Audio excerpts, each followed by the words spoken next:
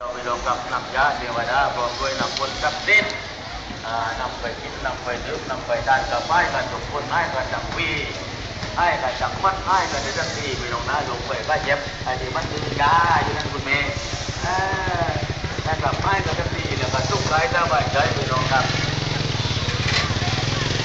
ให้แน่นอนกับให้แน่นอนกับให้ทุกคนให้จังวีให้ไปเห็นโลกงานเลยไปกับมาเดี๋ยวไม่ให้ส่งให้ทุกคนให้จังวีโดยจะนั้นขอคนมากันเดียวกับให้กันเดียวกับอย่าลืมว่าทุกคนจะทำงานตอนนี้ในวันที่7 ถึงวันที่8นี้โดยที่ร้านมาจากไหนลงเรื่องต่างๆเราจะได้เอาทุกคน